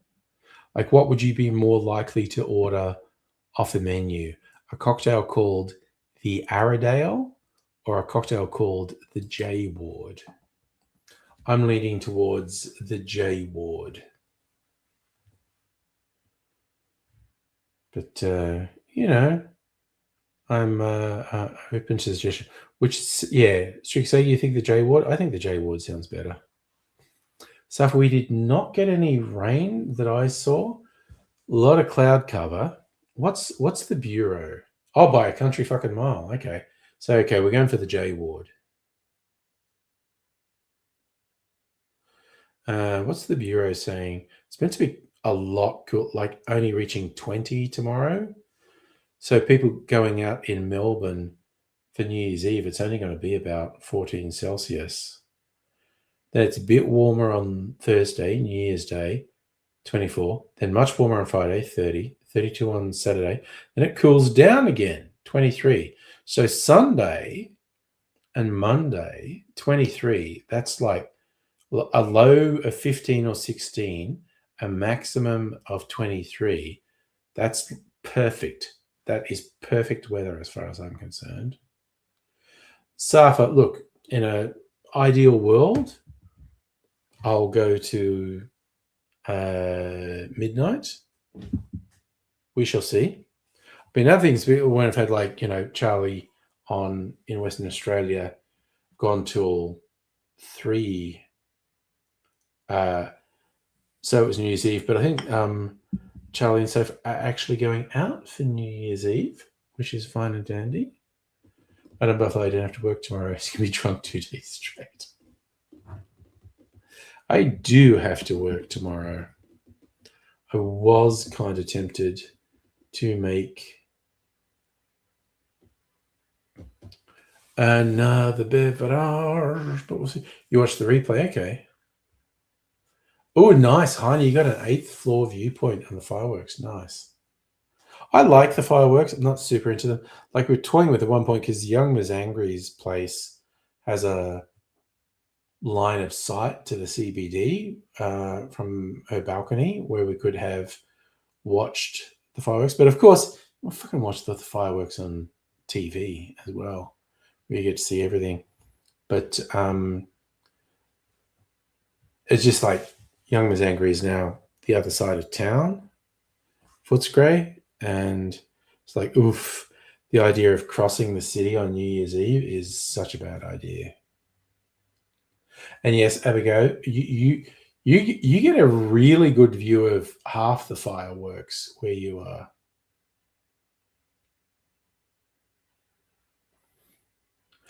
Yes, Tricky Sega, I could take the year off. It's going to absolutely depend on the vibe. The main thing is I wanted to be at home with Mrs. Angry. So whether that involves streaming or not remains to be seen. It depends what everyone's doing. It depends if it develop a vibe. I have been very consistent. Did Chewy's the last 2 New Year's Eves? Oh, wait, I also think. Wait a sec, give me a second. I'm going to try and find something here.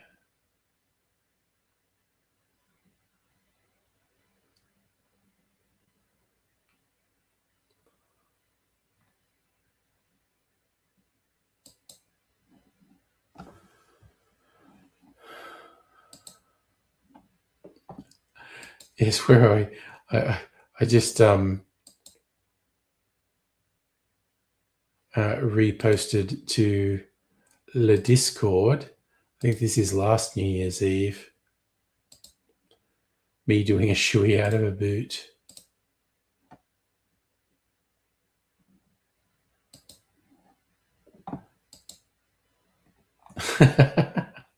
Wait, oh no, Strictly Sega, you posted the same one. I was super confused for a moment there. There's also this one with Abigail.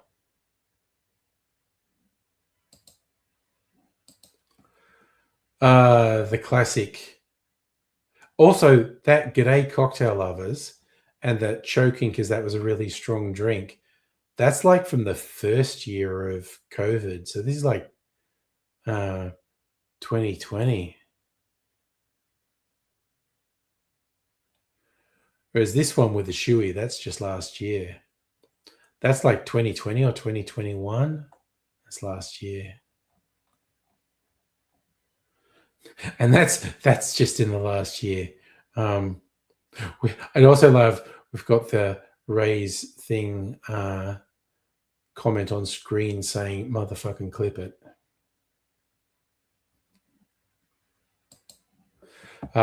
Classic Angry Aussie gifts. There you go. Well, I am not going to do a full cocktail, but I do have this beverage. Oh, I can tell you a little story. Okay. So I was running very low on my spiced apple brown sugar syrup. But look now, look at this. That's my brown sugar syrup, absolutely fucking full. Okay, so I had a grand plan. I was making my next batch of eggnog as well to age, because the last batch I made a couple of months ago, down to like a third of a bottle, it was almost gone. So I thought, okay, time to make a next batch. I thought, okay, I'm going to make some of my spiced apple sugar syrup. But what I decided, I'd make a lighter batch for the eggnog rather than using a brown sugar syrup. I had this unrefined caster sugar from the supermarket. So it's not white caster sugar. So it made, when I made it, it made a light yellowy brown syrup, which I thought, okay, I'll use that in the eggnog so it doesn't make the eggnog sugar. But then I made with brown sugar syrup, which I actually made with this palm sugar I got from an Indian spice shop. As an experiment, I wanted to make sugar syrup with that. And so the first one I made was the lighter one. Strained it into a bottle. That was looking very nice. Yes, you're my brown sugar, Madam Butterfly. Yes, definitely. And then I made the brown sugar one, and I got distracted at a critical moment, and I had the funnel and the filters. I'm pouring this brown sugar one, and I looked at the bottle I was pouring it into, and I was halfway done and go, why is that bottle almost full? I don't understand. And I stopped and I realized I hadn't taken the funnel out of the first bottle. So rather than pouring the brown one into a new bottle, I'd been pouring the dark brown one into the lighter one, so it wasn't light anymore. And so, the whole house heard me shout fuck really loudly because I was just annoyed at myself. But I didn't let that stop me. I did make the eggnog today. Lower alcohol content than my previous eggnogs. It's a mix of brandy liqueur, tequila, and sherry. Whereas previously I'd made it with a mix of brandy, rum, and whiskey. So this is considerably lighter, maybe only half the alcohol content of my previous ones. But anyway, I made it. I gave it a taste test. Tasted nice. I'll try it in a week or so, but it gets better the longer you leave it. Okay, sorry, I'll just share. Yes, you added all the GIFs. Where are we? Sharing screen. The Discord. I saved all of these into my favorites so I can get them easily. So there's this, the old Wanga Fat Wednesday stuff. There's this one with the pigeon. Kipsy wanting to see what's happening on the stream.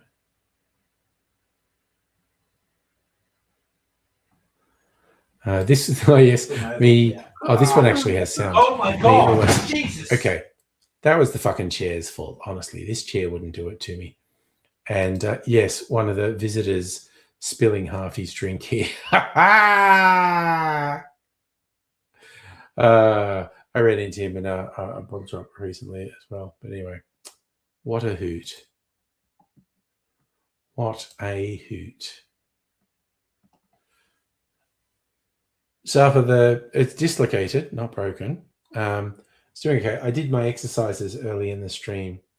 I'll show you. I will just show you. This is how much I can bend it now. It doesn't hurt.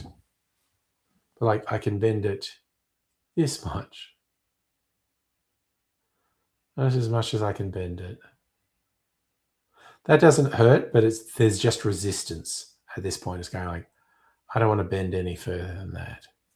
So hopefully it continues to improve. The chair one is very funny. It is legit funny, the chair one. I love it.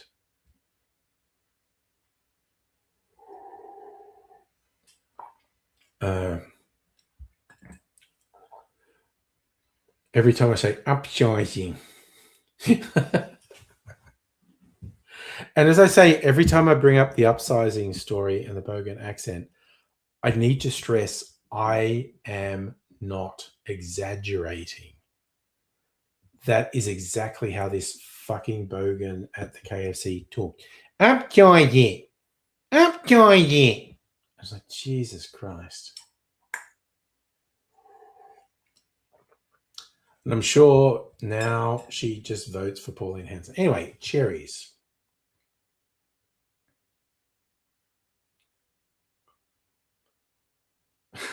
Yes, I'm glad it gives you off. Okay, so the big cherry. Which is nice. In taste and consistency, much more like a natural cherry. It's firmer.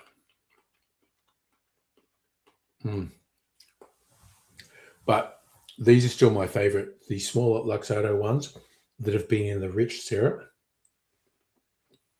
And they're soft. Oh my God, they're so good. I love them so much. Yes, the little chair video will always be funny. Like I said, that was my old busted chair, which I got rid of. The new hotness, this chair, it would never do me dirty like that. This chair would take care of me. Having said that, let's see if I get super fucked up on New Year's Eve. I may or may not. Like I said, whether I do a long stream is completely dependent on who's here, what's happening, all those things. So everyone, you should do whatever you like to do, whatever makes you happy. And I'll do whatever makes me happy. And we'll see where that gets us. But you'll take care. And I'll see you another time. But bye.